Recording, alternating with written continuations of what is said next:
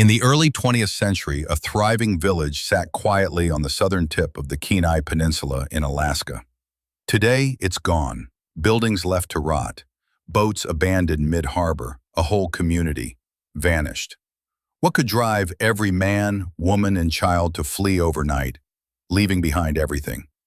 According to locals, the answer wasn't war or weather, but something in the woods, something watching, hunting.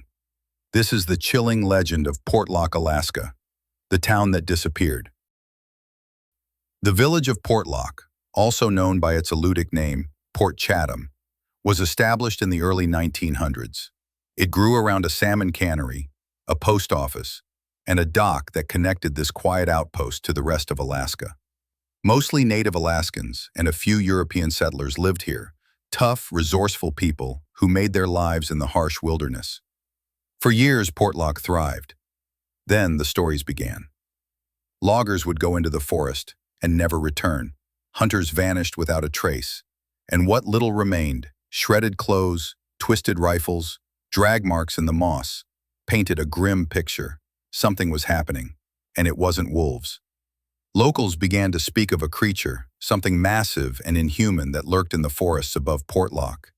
They called it Nantiinaq, a name from Alutiiq folklore describing a hairy man-like beast that walks on two legs. Today, we might call it Bigfoot, but this wasn't the cuddly cryptid from tourist t-shirts. This creature was said to be aggressive, intelligent, and territorial.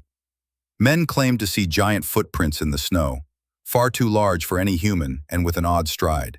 Hikers heard screams echoing from the cliffs, and soon, even more bodies began to turn up in the streams, mutilated, crushed, torn apart. The townspeople grew scared. Children were kept inside. Hunting parties doubled up. Some families began to leave. And then came the final straw. One day in the late 1940s, something happened that broke the village. The stories say a logger's body was found, his head smashed in, body dragged through the trees, and dumped near the town. The ground was torn, trees split, and again, massive footprints leading back into the forest. The community had had enough. One by one, families packed up what they could and left Portlock behind. Many fled by boat in the middle of the night. The post office shut down. The cannery closed. By 1951, Portlock was completely abandoned. No official reason was ever recorded. No formal evacuation, just silence. So what really happened in Portlock? There are a few theories. Some say the town's isolation made it vulnerable to crime, that a human killer, possibly a hermit or escaped criminal, was behind the deaths, using the forest as cover. Others believe wild animals like grizzlies or large wolves could have been responsible, especially during hard winters. And some say it was simply bad luck and superstition, amplified by stress, hardship, and fear. But the legend of Nantiinaq persisted. Even today, native elders in the area warn people not to go there. Hunting guides refuse to enter the valley, and those who do, many report feeling watched. Some hear footsteps in the trees when no one else is around. Today, Portlock remains a ghost town. The cabins are rotting, boats rusting on shore. Nature is reclaiming everything. But the fear hasn't faded. In 2020, a team of researchers, hunters, and survivalists returned to the area for a reality TV show. They brought gear, cameras, weapons. What they found?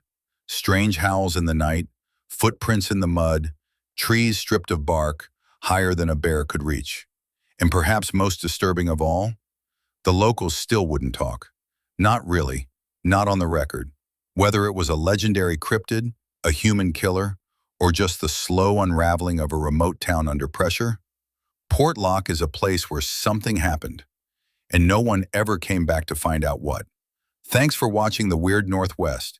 If you've got theories about the vanishing village or know another eerie town with secrets, we want to hear it. Hit subscribe for more strange stories from the foggy corners of the Pacific Northwest.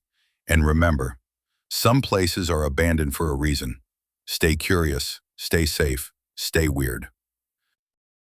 If you enjoyed this story, give the video a like and subscribe for more weird and fascinating tales about the Northwest. Got something strange you think we should cover? Drop it in the comments. We would love to hear it. Thanks for watching.